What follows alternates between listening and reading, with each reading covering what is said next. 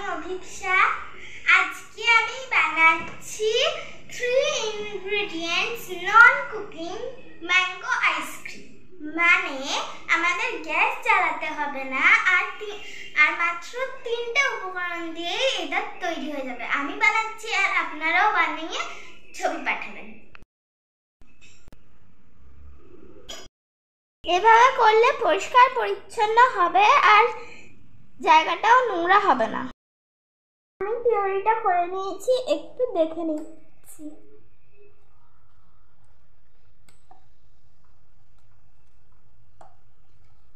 আমার পিউরিটা হয়ে গেছে।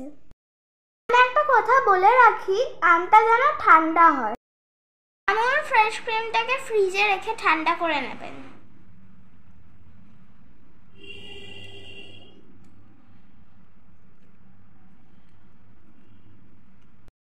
এবার আমি আমুল মিঠাই ম্যাট বার করছি।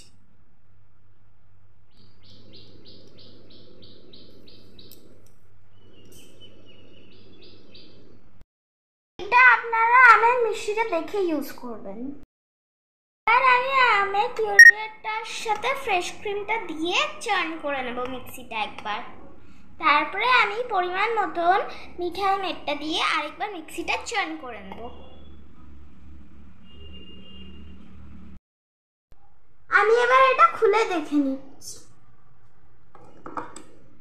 এর কনসিস্টেন্সিটা দেখুন আপনারা একবার। এবার আমি মিঠাই ম্যাটটা দিয়ে দিচ্ছি।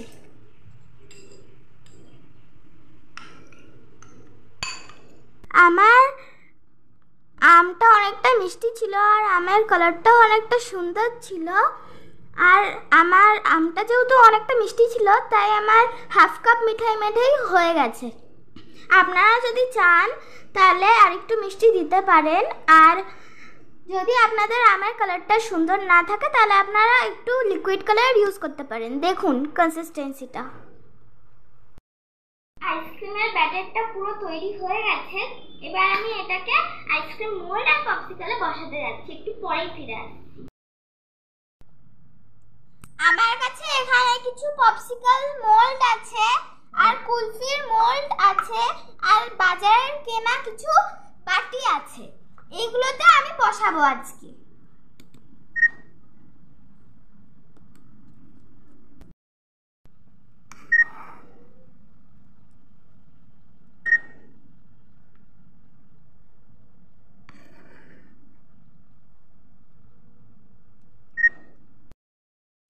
তৈরি হয়ে গেছে আমার 3 ইনগ্রেডিয়েন্টস ম্যাঙ্গো আইসক্রিম।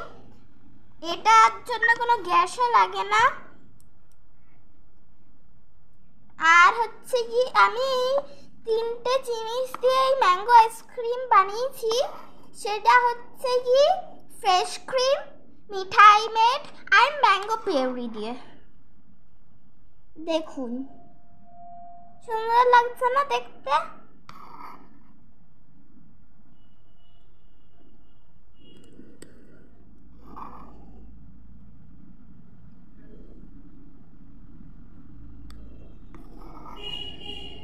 এটা আমার মায়ের চ্যানেল। আর এখন গরমের ছুটি আর আমার এসব করতে ভালো লাগে, তাই আমি এটা আপনাদের সাথে শেয়ার করলাম। আমার এটা ঢালতে গিয়ে একটু নোংরা হয়ে গেছে, তো তাই আমি এটা একটু টিস্যু দিয়ে মুছে নিচ্ছি। এখন আমি এটাতে কাঠিগুলো বসিয়ে দিচ্ছি পপসিকলের।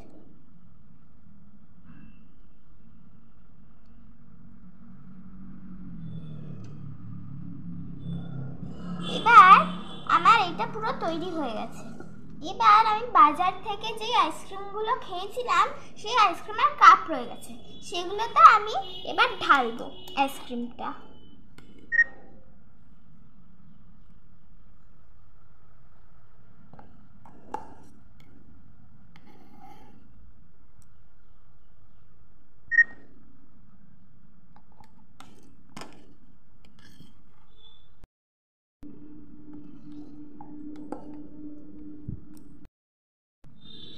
সুন্দর লাগছে তো রংটা? বন্ধুরা তোমরা বানিয়ে শেয়ার করো আর কেমন হয়েছে বলো।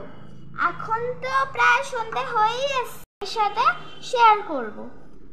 তো তোমরা তোমরা এটাকে ফ্রিজারে 7 থেকে 8 ঘন্টা রাখবে, রেখে তারপরে বার করে খাবে, ঠিক আছে? আমি এটা পাচ্ছি, বিকাল হয়ে গেছে। আমি এটা কালকে বার করে তোমাদের সাথে শেয়ার করব। আমি এবার এগুলোকে একটুখানি ট্যাপ করে নেব, কেন কি এর ভেতরে যা এয়ার বাবলস আছে সেগুলো যাতে ফেটে যায়।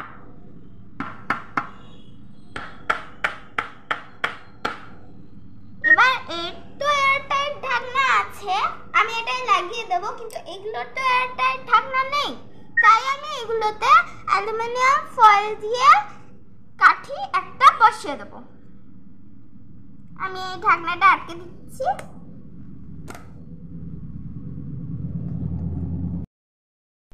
এই দেখুন, আমি এরকম ফয়েল র্যাপ কেটে নিয়েছি, কেন কি আমার 3টে ওপেন মোল্ড ছিল, তাই আমি 3টে ফয়েল র্যাপ কেটে নিয়েছি।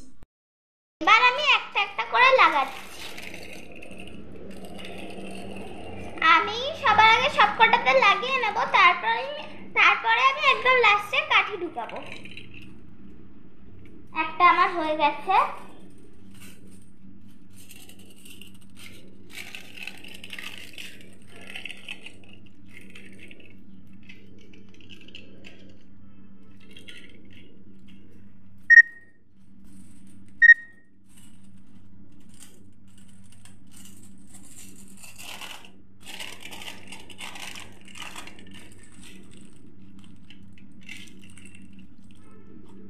এবার আমি একটা ছুরির সাহায্যে ছোট্ট ফুটো করে নেব, যাতে আমার কাঠিগুলো ঢোকে।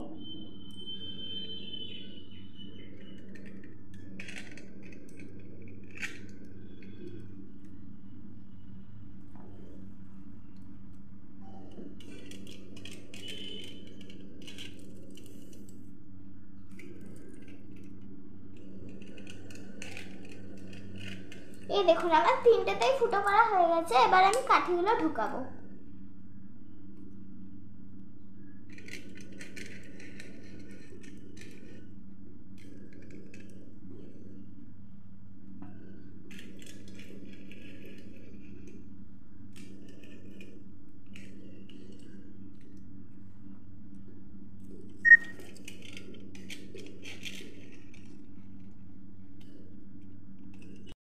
এই দেখুন, আমার আইসক্রিমগুলো তৈরি হয়ে গেছে। এবার আমি এটা ডিপ ফ্রিজে রাখতে যাব।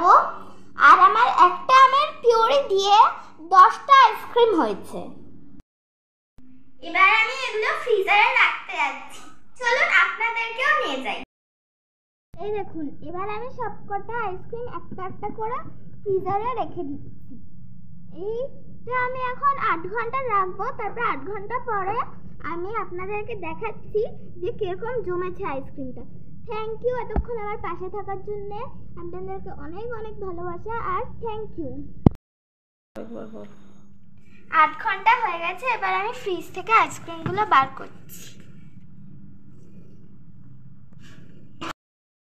এবার আমি এই আইসক্রিমটা একটু গরম জলে চুবিয়ে নিচ্ছি, তারপরে বার করছি।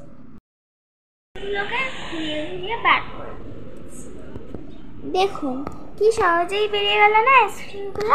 এবার আমি সাজিয়ে নিচ্ছি এই আইসক্রিমগুলোকে।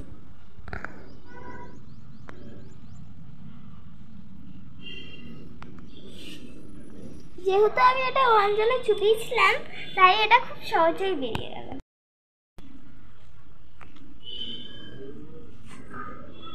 ভালো লাগলে আমাকে এটা বানিয়ে একেবারেই ট্রাই করবেন আর বলবেন কেমন হয়েছে খেতে এগুলো।